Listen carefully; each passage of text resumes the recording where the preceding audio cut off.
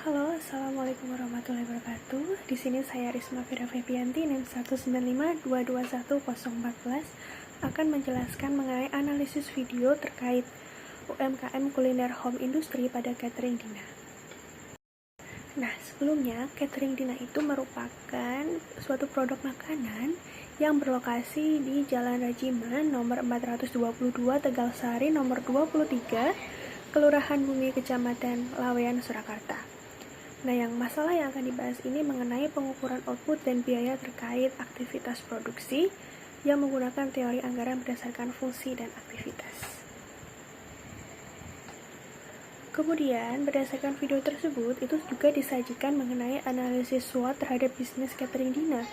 Yang pertama ada kekuatan, di mana itu menjanjikan karena masyarakat itu konsumtif, dan untuk efisiensi waktu, sebagian besar masyarakat kota akan lebih memilih untuk memesan. Kemudian kelemahannya itu, karena pesanannya ini berupa catering, jadi hanya ada ketika ada pesanan dan mudah basi. Kemudian peluangnya, karena masyarakat konsumtif dan banyaknya kesibukan masyarakat perkotaan. Kemudian ancaman itu, adanya bisnis pesaing. Selanjutnya, ada anggaran berdasarkan fungsi dan aktivitas. Yang pertama, berguna untuk manajemen perbaikan dan proses berkelanjutan untuk jangka panjang suatu usaha atau bisnis maupun perusahaan. Kemudian, anggaran berdasarkan fungsi dan aktivitas ini dinilai sebagai alat perencanaan yang baik dibandingkan dengan cara-cara tradisional. Kemudian, efisiensi karena mampu menekan penurunan biaya dengan meniadakan aktivitas yang tidak digunakan atau aktivitas yang menganggur.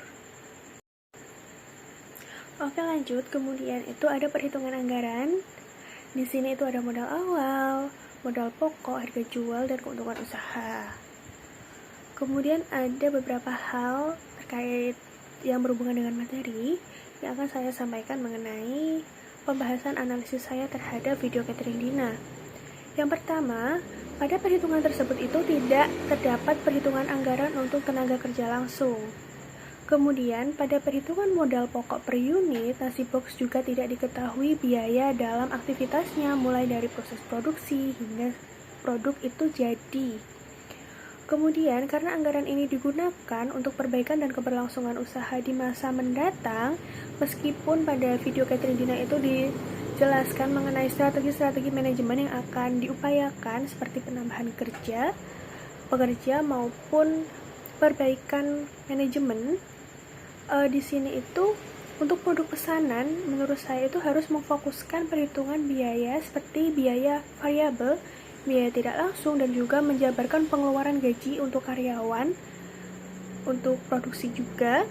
Kemudian, sebab pada produk pesanan ini, jam tenaga kerja karyawan itu tentunya akan secara garis lurus itu sebanding dengan jumlah banyaknya pesanan yang diinginkan.